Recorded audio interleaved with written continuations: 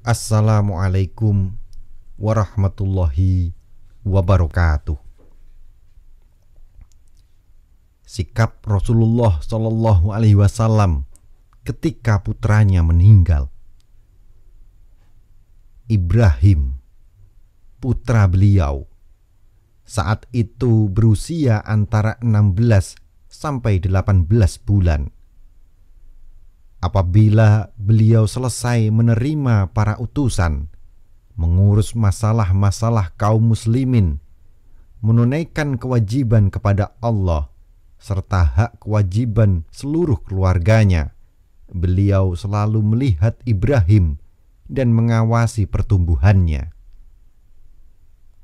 Cinta kasih Rasulullah kepada Ibrahim semakin dalam, dan sepanjang bulan itu yang menjadi pengasuh Ibrahim adalah Ummu Saif yang menyusuinya. Cinta kasih Rasulullah kepada Ibrahim bukan karena suatu maksud pribadi yang ada hubungannya dengan risalah yang beliau bawa, atau nanti Ibrahim disiapkan menjadi penggantinya. Rasulullah tidak memikirkan anak atau siapa yang akan mewarisinya. Bahkan beliau bersabda, "Kami para nabi tidak dapat diwarisi apa yang kami tinggalkan untuk sedekah." Dan cinta kasih kepada Ibrahim ini kian mendalam, karena sebelumnya beliau telah kehilangan kedua putranya, Qasim dan Tahir, saat keduanya masih bayi dalam pangkuan Khadijah Al-Kubra. Setelah Khadijah wafat, Rasulullah kehilangan putri satu demi satu setelah mereka bersuami dan menjadi ibu. Sekarang tidak ada lagi yang masih hidup selain Fatimah. Namun, masa hidup Ibrahim tak berlangsung lama. Setelah sakit keras yang dideritanya, Ibrahim meninggal dunia. Rasulullah Shallallahu Alaihi Wasallam begitu sedih dengan kematian putranya itu. Beliau kemudian meletakkan Ibrahim di pangkuannya dengan hati yang remuk redam sembari bersabda, "Ibrahim, kami tidak dapat menolongmu dari kehendak Allah." Melihat kesedihan Rasulullah Shallallahu Alaihi Wasallam, kaum muslimin turut berduka cita. Beberapa orang sahabat menyinggung larangan berbuat demikian. Namun Nabi Shallallahu Alaihi Wasallam bersabda, "Aku tidak melarang orang berduka cita, tapi yang kularang menangis dengan suara keras.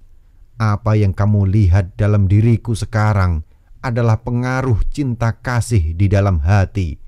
Orang yang tiada menunjukkan kasih sayang, maka orang lain pun tidak akan menunjukkan kasih sayang kepadanya."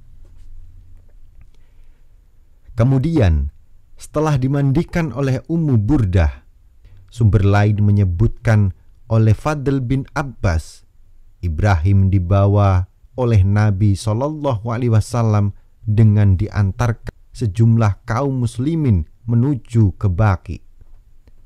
Di tempat itu, ia dimakamkan setelah disolatkan oleh Nabi. Bersamaan dengan kematian Ibrahim, kebetulan terjadi pula gerhana matahari. Kaum muslimin menganggap peristiwa itu suatu mukjizat. Mereka menganggap gerhana matahari terjadi karena kematian Ibrahim. Hal ini terdengar oleh Nabi.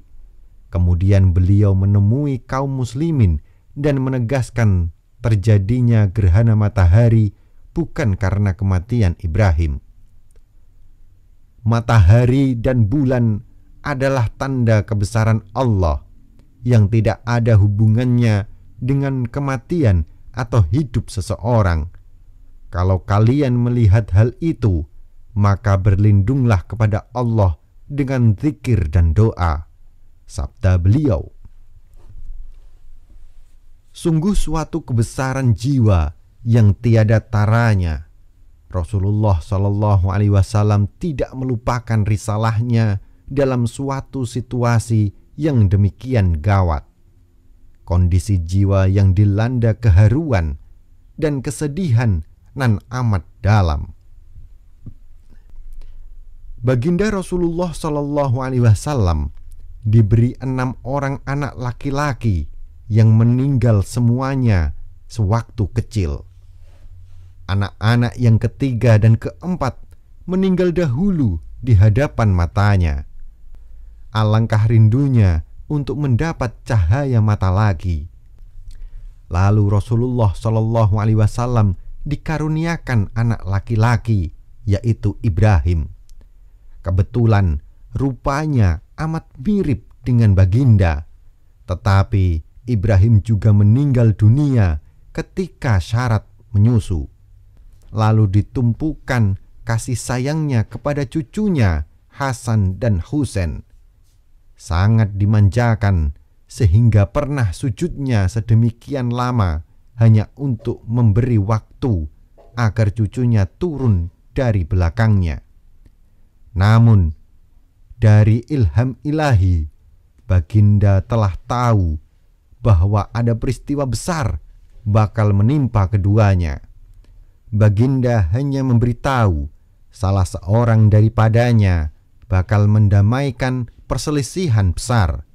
Dipendamkannya tragedi pembunuhan yang bakal dihadapi oleh Husain di Karbala. Begitulah Rasulullah menghadapi saat perginya orang yang tersayang. Lalu bagaimana pula kepribadiannya ketika baginda sendiri pergi meninggalkan orang yang tersayang? Sejarah menceritakan bagaimana ketika baginda terbaring di hamparan yang telah tua, berselimutkan kain kasar, manakala minyak pelita lampu rumahnya hampir kehabisan. Karena itulah baginda menyebut Rafiqil A'la, teman daerah tinggi. Dalam kamus kehidupan para muqarrabin, orang yang hampir dengan Allah, tercatatlah ungkapan bahwa mati itu adalah syarat menemui cinta.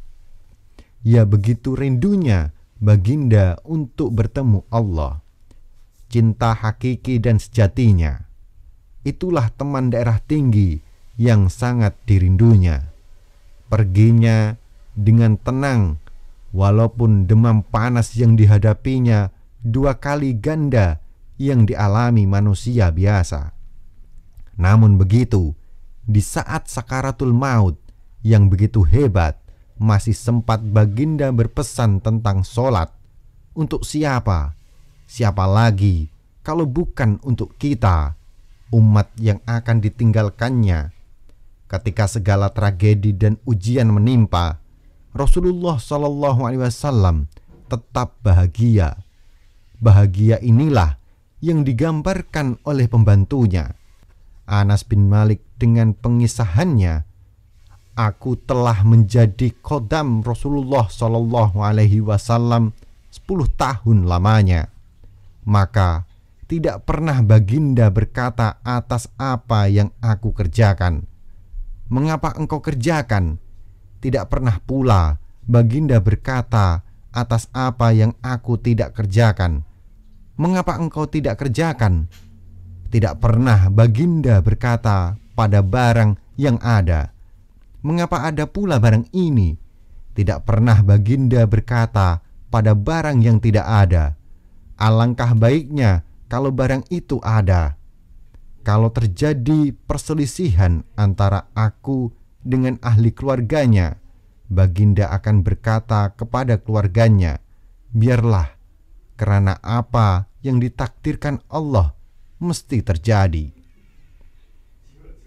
Jika Anda merasa bahwasannya konten ini bermanfaat, silahkan like dan bagikan ke seluruh jaringan yang Anda miliki. Wallahu a'lam bishawab. Wassalamualaikum warahmatullahi wabarakatuh.